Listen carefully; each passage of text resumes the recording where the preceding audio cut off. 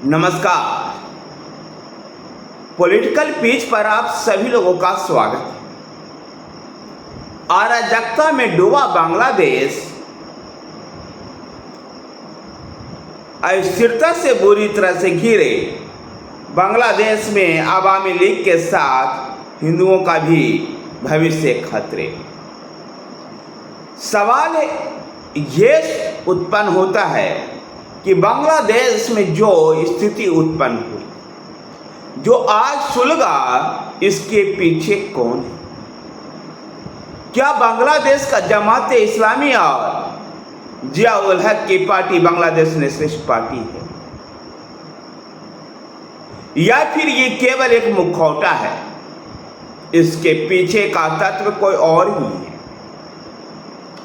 इनकार नहीं किया जा सकता है कि अमेरिका की खुफिया एजेंसी भी बांग्लादेश के पूरी राजनीतिक गतिविधियों को संचालित कर रही है। इनकार इससे भी नहीं किया जा सकता है कि चीन की खुफिया एजेंसी भी बांग्लादेश में मौजूद पाकिस्तान परस्त लोगों को सहायता दे रही है। जिस तरह की बांग्लादेश में स्थितियां बनी, इसमें इस तरह की स्थितियों को पैदा करना जमात इस्लाम या बांग्लादेश नेशनल बीएनपी यानी जो जिया उल हक की पार्टी है, बांग्लादेश नेशनलिस्ट पार्टी, उसके बस की बात नहीं। आखिर ऐसा क्यों कि बांग्लादेश के अंदर बांग्लादेश को अस्थिर करना क्यों अमेरिका चाहा, या चीन क्यों चाहता था बांग्लादेश को अस्थिर करना? साथियों, जैसा कि आप सभी लोग जानते हैं, बांग्लादेश पिछले 15 सालों में शेख मुजीबुर रहमान के शेख हसीना वाजिद के नेतृत्व में काफी आगे बढ़ रहा था, तरक्की के रास्तों पे चल रहा था, आर्थिक विकास हो रही, पिछड़े देश की श्रेणी से बाहर निकल करके विकासशील देश की श्रेणी में बांग्लादेश आ रहा था। कई पैमानों पर वो भारत से भी आगे बढ़ता हुआ बांग्लादेश दिखाई दे रहा है। फिर भी बांग्लादेश में विरोध प्रदर्शन क्यों? बांग्लादेश में बेरोजगारी एक बड़ा प्रश्न बनकर के उठा।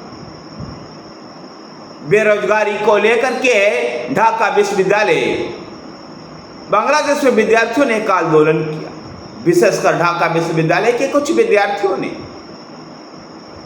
इस आंदोलन में जहां बेरोजगारी की स्थिति को दूर करने की मांग थी, तो वहीं पर मांग दूसरी भी रखी गई कि जो स्वतंत्रता सेनानियों को, स्वतंत्रता सेनानी के परिवार वालों को जो आरक्षण दिया जा रहा था, उस आरक्षण को विरोध था, उसको आरक्षण को खत्म करने की बात।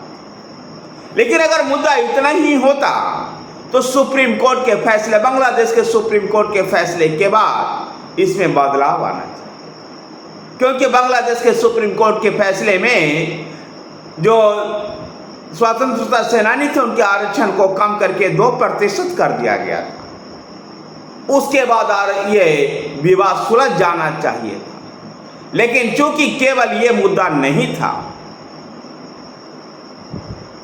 मुद्दा तो था बांग्लादेश को अस्थिर करना, इसलिए विरोध प्रदर्शन और तीव्र हुआ और उग्र हुआ और शेख हसीना वाजिद के त्यागपत्र की मांग की जाने लगी। हिंदू धार्मिक स्थलों को तोड़ा जाने लगा, हिंदुओं के ऊपर अत्याचार होने लगे। दरअसल जो बांग्लादेश में घटित हुआ, यह घटना ही, क्योंकि पिछले 15 साल के शासन के दौरान शेख हसीना वाजिद ने बांग्लादेश को एक सेकुलर राष्ट्र बनाने का प्रयास किया। बांग्ला भाषी मुस्लिमों के साथ साथ अल्पसंख्यक हिंदुओं के लिए भी कई ऐसे योजनाएं लेकर शेख हसीना वाजिद आई। लेकिन सवाल ये उत्पन्न होता है कि जब पिछले 15 सालों के दौरान शेख हसीना वाजिद लगातार जब बांग्लादेश को सेकुलर राष्ट्र बनाने का प्रयास कर रही थी, आर्थिक उत्थान की लगातार नीतियां बना रही थी, जब विरोध नहीं हो रहा था, जब जमात इस्लाम और बीएनपी उनका विरोध करने की ताकत तो उस समय भी नहीं दिखा पाई, जब जमात इस्लाम के राजाकारों को सुप्रीम कोर्ट के द्वारा फांसी की सजा दी गई। लेकिन अब विरोध प्रदर्शन क्यों? ये पिछले 1 साल के अंदर ही ऐसे क्या घटना घटित हुई कि बांग्लादेश में इतना उग्र विरोध प्रदर्शन?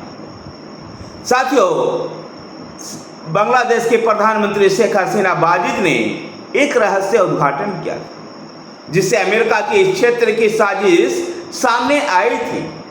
यह तो उन्होंने अमेरिका का नाम नहीं लिया था, लेकिन शेख हसीना वाजिद ने कहा था एक पश्चिमी देश बांग्लादेश के एक छोटे से हिस्से में सैन्य अड्डा बनाना चाहता है, और उस देश की जो योजना है कि भारत के जो ईसाई बहुल क्षेत्र हैं, अर्थात मणिपुर, नागालैंड, मिजोरम जैसे क्षेत्र, म्यांमार के चीन प्रांत और बांग्लादेश के छोटे से हिस्से को मिलाकर के पूर्वी तिमोर जैसा एक नया ईसाई राष्ट्र बनाने की। लेकिन उस समय शेख हसीना वाजिद उस पश्चिमी राष्ट्र के दबाव में नहीं आई और उनका पिछला गुण नहीं बन पाई। जब अमेरिका के काबू में शेख हसीना वाजिद नहीं आ रही थी, तब अमेरिका की खुफिया एजेंसियों के आंखों में खटकने लगी थी शेख हसीना वाजिद, और उसके बाद ही जो विरोध प्रदर्शन हुआ वो गजब का था, और इस विरोध प्रदर्शन जो रुकने का नाम ही नहीं ले रहा था। जो स्वतंत्रता सेनानियों के आरक्षण के लेकर के जो विरोध था, क्या स्वतंत्रता सेनानियों का आरक्षण शेख हसीना वाजिद की सरकार में शुरू हुआ? ऐसा भी नहीं। पिछले 50 सालों से आरक्षण दिया जा रहा था बांग्लादेश में, फिर पिछले 1 साल से ही इस पर सवाल क्यों? दूसरा बड़ा सवाल था चीन को लेकर के भी, कि चीन भी बांग्लादेश में इतने ही अधिक सक्रिय दिखाई देता। इसका भी एक वाजिब कारण है। जिस तरह से भारत के साथ लगातार सहयोग बांग्लादेश का बढ़ रहा था और शेख हसीना वाजिद का झुकाव लगातार भारत के प्रति था, ऐसे में चीन भी बांग्लादेश में उपस्थित पाकिस्तान परस्त लोगों को हवा दे करके उस विरोध प्रदर्शन में सहयोग दिया, और उस विरोध प्रदर्शन जो अमेरिका खुफिया एजेंसियों के सलाह से उनके बढ़ावा देने के वजह से हो रहा था, उसमें चीन ने भी योगदान। अभी पिछले ही कुछ महीना पहले तीस्ता प्रोजेक्ट को लेकर के बांग्लादेश और चीन के बीच में तनातनी देखी गई थी, और वो तीस्ता प्रोजेक्ट भारत को शेख हसीना वाजिद देने के लिए आतुर दिखाई दे रही। जो ये सभी घटनाएं इस ओर इशारा करती है कि बांग्लादेश में जो सब कुछ हुआ, ये बांग्लादेश का स्वतः स्फूर्त एक आंदोलन नहीं था, जैसा कि अक्सर दिखाई देता है। और भारत में भी कुछ लोग कहते हैं कि भारत सरकार की नीतियां भी कुछ अगर ऐसे ही रही तो भारत में भी ऐसा ही जन आंदोलन हो सकता है। लेकिन मैं उनसे साफ तौर पर कहना चाहता हूं कि बांग्लादेश का जन आंदोलन नहीं था, बल्कि अंतर्राष्ट्रीय साजिश के तहत बांग्लादेश में ऐसी स्थितियां उत्पन्न की गई कि शेख हसीना वाजिद को बांग्लादेश छोड़ना पड़ा।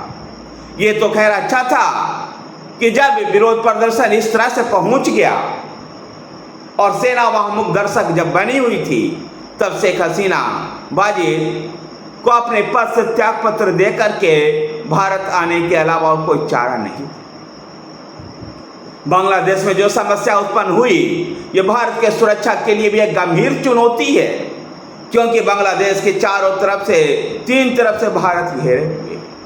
ऐसे में भारत एक लंबी अंतर्राष्ट्रीय सीमा बांग्लादेश के साथ बनाता है।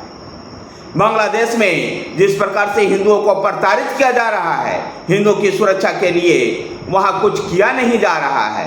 ऐसे में वहाँ के हिंदुओं को सुरक्षित रखना भारत की एक बड़ी चुनौती है, और बांग्लादेश में अगर ये हिंदू सुरक्षित होंगे तो भारत के सुरक्षा के दृष्टिकोण से एक मजबूत कदम होगा।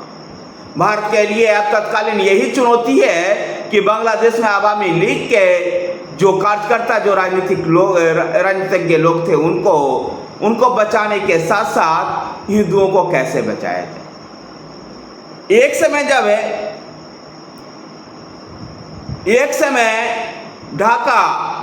ढाका सिलहट जैसे क्षेत्र में हिंदू बहुल हुआ करता था। जिस समय बांग्लादेश की स्थापना हुई 1971 में, उस समय भी बांग्लादेश में 22% हिंदू थे, लेकिन अब ये घटकर 7 से 8% अर्थात 7 से 8% रह गया है। बांग्लादेश में हिंदुओं की संख्या 1.3 करोड़ है और इन 1.3 करोड़ हिंदुओं की सुरक्षा भारत के लिए गंभीर चुनौती है। इनको भारत के आसपास के क्षेत्रों में अगर इनको नहीं सुरक्षित रखा गया तो भारत के सुरक्षा के लिए भी एक गंभीर चुनौती है।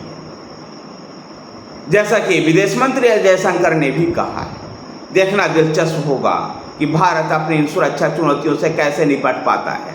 धन्यवाद साथियों, वीडियो को लाइक कीजिए, शेयर कीजिए। हमारे साथ बने रहने के लिए हमारे चैनल पॉलिटिकल पिच को सब्सक्राइब कीजिए। धन्यवाद।